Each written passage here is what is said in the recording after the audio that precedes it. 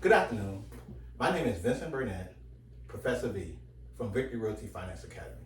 We're continuously open mind and open doors as you pursue your Florida Real Estate Sales Associate license.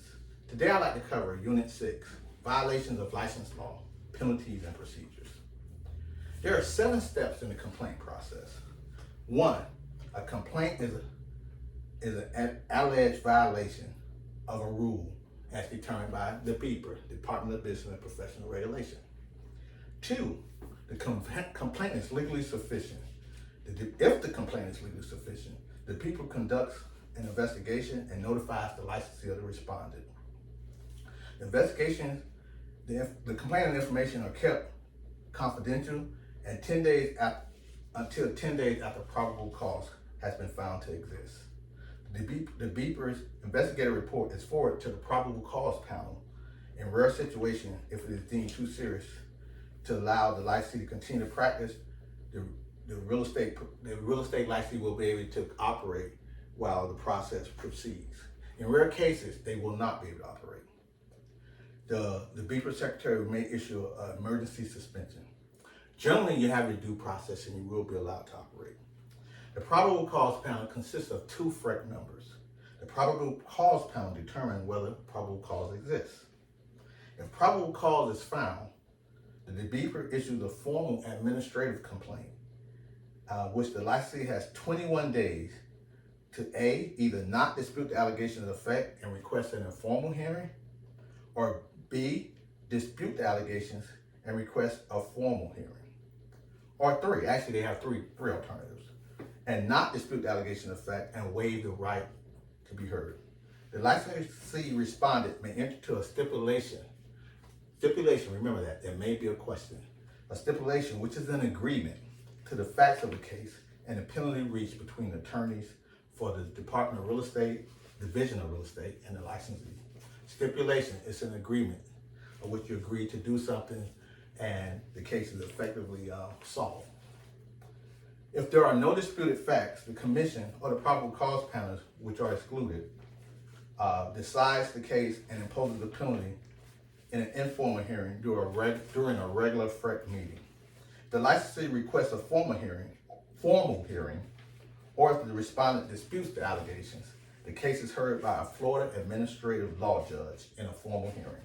The administrative law judge prepares a recommended order. 6. The FREC imposes the final order, of which the members of the probable cause panel do not participate. So that would be the other 5 members. The final order becomes effective 30 days after it has been entered. The licensee respondent may appeal the final order. FREC may impose an administrative penalty for violations of law and regulations. The BEPR may issue a citation for violations that are no substantial threat to the public. Such violations carry a range from $100 to $500. The BEPR may issue a notice of non-compliance as a first response to a minor violation. The FREC may punish more serious offenses by issuing fines of up to $5,000 for each violation of Chapter 455 and 475, and a suspension of up to 10 years. In extreme cases, FREC can actually revoke the licensee's license. So, from a test question perspective, often they say, what can FREC do? They can issue a notice of non-compliance, which may not even come up with a fine. They can issue fines, suspension, or revocation of a given license. I've seen questions where the answer may be, can they imprison you? No. If there is criminal activity, FREC can refer it, however, to the FDLE, the Florida Department of Law Enforcement, for criminal proceedings.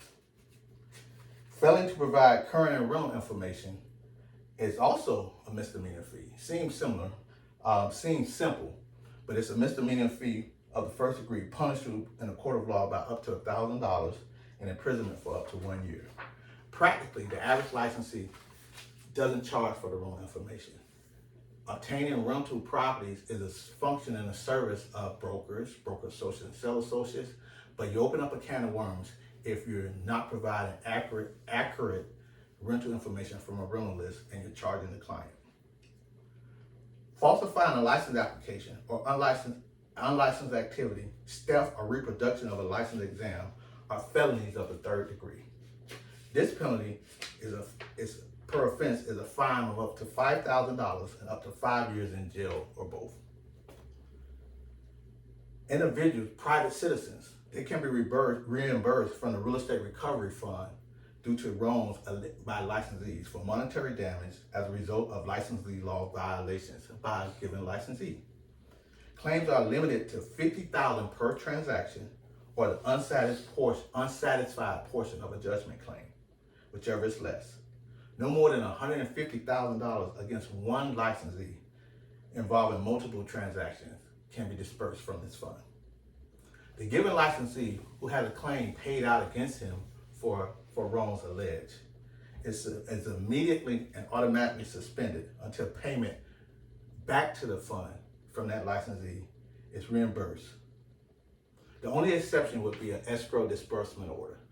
Obviously, I believe we covered that in chapter 4. That's one where if a licensee, if there's a disbursement as a result of an escrow disbursement order which the licensee received from FREC, then there will be no liability for the licensee and no requisite for reimbursement. Again, these are violations of license law, some of the statutes and procedures that go with it. Hopefully in your career in real estate, you won't have a problem being on the wrong side of FREC. But certainly, I'm helping you be on the right side of FREC with potential questions, potential answers to probable questions as relate to the 2 that may come out of Unit 6. Good luck in your pursuit of your Florida real estate license. And my name is Vincent Burnett, Professor V, and we continue to open mind and open doors as you strive for licensure.